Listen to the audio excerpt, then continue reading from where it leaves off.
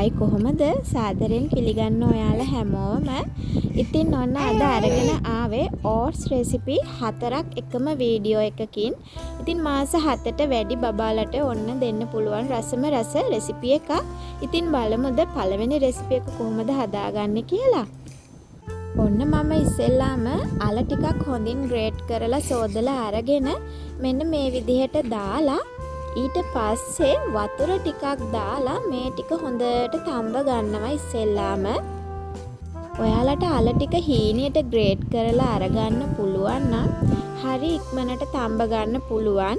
මම මේ රෙසිපි හරි ඉක්මනින් හදාගන්න පුළුවන් විදිහට තමයි ඔයාලට අරගෙන එන්නේ. ඉතින් දැන් අල ටික තැඹිලා තියෙන නිසා මෙන්න මේ විදිහට රෝල් ඕට්ස් එකෙන් තමයි මම එකතු කරගන්නේ.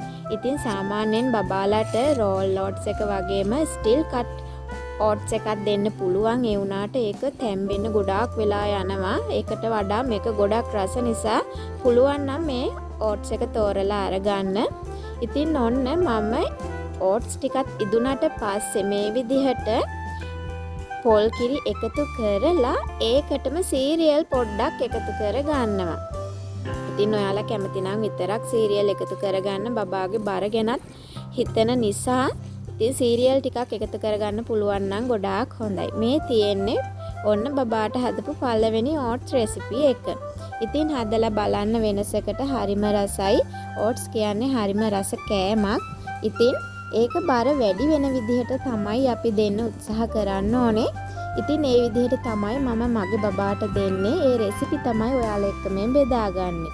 ඉතින් මේ තියෙන්නේ ඔන්න දෙවනි රෙසිපි එක. ඔන්න මම ඕට්ස් ටික මේ විදිහට උයා ගන්න භාජනයට එකතු කරලා වතුර ටිකක් දාලා මේ ටික හොඳින් තඹ ගන්න තමයි මේ ලෑස්ති වෙන්නේ. සාමාන්‍යයෙන් රෝල් ඕට්ස් විනාඩි 2-3ක් වගේ යද්දින් හරි ඉක්මනට තැම්බෙනවා. ඊට පස්සේ ඔන්න තැම්බිලා තියෙන නිසා මම උක්කු පොල් කිරි ටිකක් මේ විදිහට එකතු කර ගන්නවා. ඉතින් ඔයාලට මේක හරිම රසට හදාගන්න පුළුවන්. අවුරුද්දට වැඩි බබෙකුට හදනවා නම් ඔයාලට ෆ්‍රෙෂ් මිල්ක් එකතු කරගන්න පුළුවන්. ඒ වගේම රස අනුව ලුණු ටිකක් එකතු කරගන්න පුළුවන් අවුරුද්දට වැඩි නම් විතරක්. ඉතින් මේ තියෙන දෙවැනි රෙසිපි එක හරිම ලේසියෙන් බොහොම ඉක්මනට හදලා දෙන්න පුළුවන් බබාගේ බර වැඩි වෙන්න. ඉතින් මේක මාස 8ට වැඩි බබෙක්ට හදනවා නම් රටින්දි ටිකක් වගේ දාලා තවත් රස කරගන්න පුළුවන්. රට කජු ඒ වගේ නට්ස් වර්ග දාලා රස කරගන්න පුළුවන්. ඉතින් ඔන්න මම මේ විදිහට හදාගත්ත ඕට්ස් එකට බලන්නකො මොනවද එකතු කරන්න කියලා. මේ තියෙන්නේ අපි හැමෝම කන්න ආස අලිපේර. ඉතින් අලිපේර කියන්නේ බබාගේ මොලේ වර්ධනයට වගේම බබාගේ බර වැඩි වෙන්න ගොඩාක් උදව් දෙන පළතුරක්. ඉතින් මිස් කරගන්න එපා. මේ දවස්වල අලිපේර තියෙනවා. හොයාගන්න ඕන තරම්. ඉතින් ඒ හින්දා බබාට ඔන්න මේ වගේ රසට හදලා දෙන්න පුළුවන්. රසයි, ගුණයි, පෝෂණය හැම දෙම එකතු වෙලා බබාගේ කෑම එක ගොඩාක් ගුණ විදිහට අපිට හදලා දෙන්න පුළුවන්.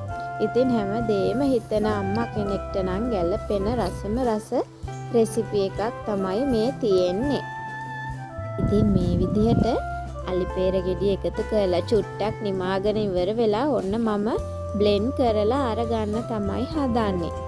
මේ තියෙන්නේ බ්ලෙන්ඩ් කරලා අරගත්තට පස්සේ ඔයාලා කැමති නම් ඉතින් මත් ගාලා අරගන්නත් පුළුවන්. මට ඉතින් දැන් වෙලාව හරිම සීමිතයි බබාලා දෙන්නෙක් නිසා. ඉතින් ඔන්න මේ විදිහට රසට ගුණට හදලා දෙන්න පුළුවන්. යමුද බලන්න තුන්වෙනි රෙසිපිය කොහොමද කියලා. ඔන්න තියෙනවා. ඉතින් තුන්වෙනි රෙසිපියෙන් අරගෙන ඇවිල්ලා තියෙන්නේ ඔයාලා හොඳට දන්න කියන දෙයක්. අහ බතල. බබාලට ගොඩාක් බාර වැඩි වෙන්න ඒ වගේම හොඳ පෝෂණයක් තියෙන දෙයක් නේ. දැන් ඇවිල්ලා තියෙනවා දම්පාට බතල එකකුත්. ඔයාලට ඒකත් ගන්න පුළුවන්. ඒක ජාන විකෘති කරලා හදපු බතල එකක් නෙමෙයි. ඉතින් ඒක උනත් අරගන්න පුළුවන්. ඔන්න ඉතින් මම ඕට්ස් ටික දා ගන්නවා දැන් බතල තැම්බුණාට පස්සේ. බතල හොඳට තැම්බිලා තියෙනවා. ඔයාලට පේනවා ඇති. ඉතින් මේ ටිකත් මේ විදිහටම දාලා මම තව චුට්ටක් තඹ ගන්නවා ඕට්ස් ටික. ඕට්ස් හරි ඉක්මනට තැම්බෙන නිසා හරි ලේසි. ඉතින් අනිත් දාන ಜಾති අල වර්ග එහෙම එකතු කරද්දි ගොඩ පුංචිවට කපලා එකතු කරගන්න. එතකොට හරි ඉක්මනට තැම්බෙනවා. ඉතින් ඔන්න මම මිටි කිරි ටිකක් එකතු කරගත්තා. ඉතින් මේ විදියට මිටි කිරි එකතු කරලා එහෙමත් නැත්නම් ඔයාලට මේක වතුරෙන්ම උයලා අරගෙන බ්ලෙන්ඩ් කරලා අරගෙන බටර් චුට්ටක් එහෙමත් නැත්නම් ගිතෙල් ටිකක් ඔලිව් ඔයිල් ටිකක් වගේ මික්ස් කරලා බබාට කවන්න ගන්නත් පුළුවන්. හැබැයි ඕට්ස් පොල් කිරි දාලා හදද්දී වෙනම රසක් එන්නේ. ඉතින් මම නම් මේ විදිහට හරි ආසයි.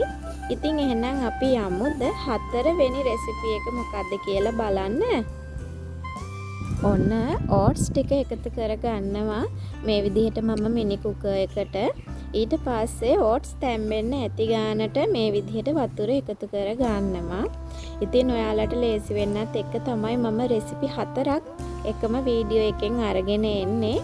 ඉතින් ඔන්න බිත්තරයක් එකතු කරගන්නවා මේ ඕට්ස් ටික තැම්බුණාට පස්සේ තමයි මේ විදිහට බිත්තරේ එකතු කරගත්තේ. ඉතින් බිත්තරේ එකතු කරගත්තට පස්සේ මේ බිත්තර ටික හොඳට තැම්බෙන්න අරින්න ඕනේ. මේ විදිහට හොඳට තැම්බුණාට පස්සේ මම හොඳ මිටි කිරි ටිකක් එකතු කරගන්නවා. ඊට පස්සේ මිටි කිරිත් ඉදෙනකම් හොඳට තියාගන්න ඕනේ. එතකොට බිත්තර තවත් ටිකක් හොඳට ඉදෙනවා. දැන් ඔයාලට පේනවා බිත්තරත් හොඳට ඉදිලා තියෙනවා. මේ විදිහට හරි ලස්සනට ඕට්ස් ටික හැදිලා තියෙනවා. ඉතින් මේක ඔයාලට තව රස කරගන්න පුළුවන් සීරියල් ටිකක් වගේ එකතු කරලා. ඉතින් ඔන්න මේ විදිහට හදාගත්ත එක ඔන්න බබාට කෑලි කන්න පුළුවන් නම් මේ විදිහටම දෙන්න පුළුවන්. එහෙම නැත්නම් මේ විදිහට බ්ලෙන්ඩ් කරලා අරගන්න පුළුවන්. ඉතින් රසට හදාගන්න මම නම් චුට්ටක් කෑලි හිටින විදිහට තමයි දැන් බබාට දෙන්නේ. ඉතින් මෙන්න මේ විදිහට හරිම රසට හදාගන්න පුළුවන් රෙසිපි 4ක් අරන් ඇවිල්ලා තියෙනවා ඔයාලට. ඉතින් යාළුවෝ එක්ක ෂෙයා කරගන්න, ඒ වගේම ලයික් එකක් කමෙන්ට් එකක් දාන්න. ඉතින් එහෙනම් ගිහින් එන්න. හැමෝටම සුබම සුබ දවසක් වේවා.